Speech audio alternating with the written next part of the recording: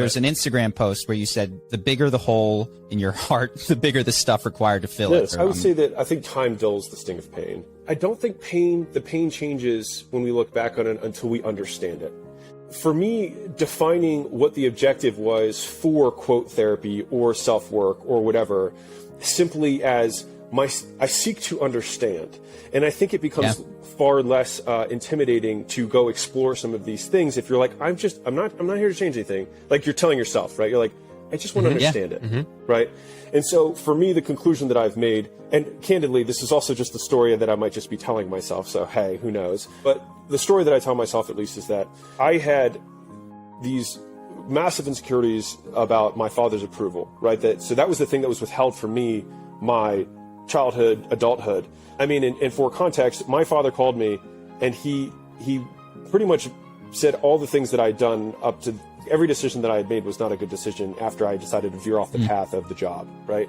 Everything after that was a bad decision. And it was only when I had literally made more money than he'd ever made in his entire life that he said, you know, you're going to want to hear this. And I stepped out and I was like, what? I'm at like dinner. And he was like, I'm sorry. And I was like, for what? And he was like, you know, for saying that you shouldn't have done this. And I was like, okay.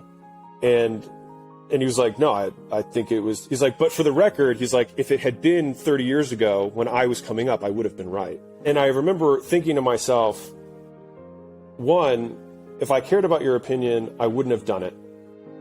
And so I had to break the sting of your approval when I was literally on my balcony thinking about killing myself in my consulting career. That was what was the painful enough to force me to make the change where I was like, well, if the alternative is death, then I can at least disappoint my father.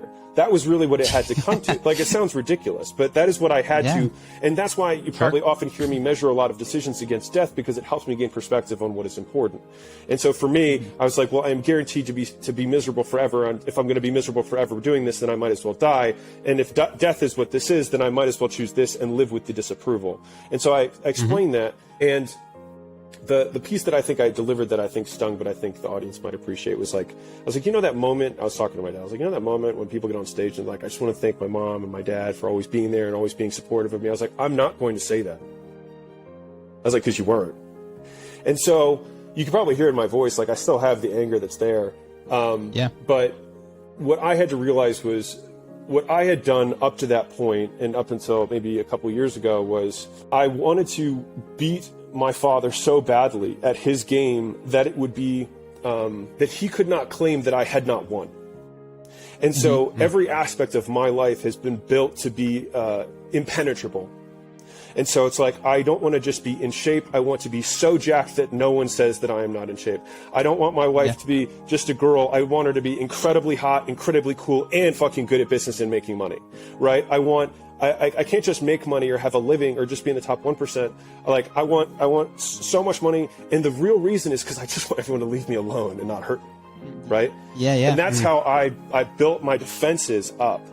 And so it was to be just an unhurtable machine, but it was just because deep down I was, right? And so the game that I did was to play a game that he had built for me.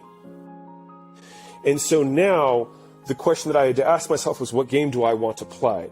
And so it's been illuminating for me to try and redefine my own game. And I think that for me, my decision, acquisition.com, is the first business that is spawned from my desires rather than from the games and the variables that were set out by, you could say, society, dad, whatever, that I had to win, right? And so the new games that I'm trying to play are to die the person who gave the most. And so those are the things that feel aligned with my values, not the values that I was trying to prove to other people.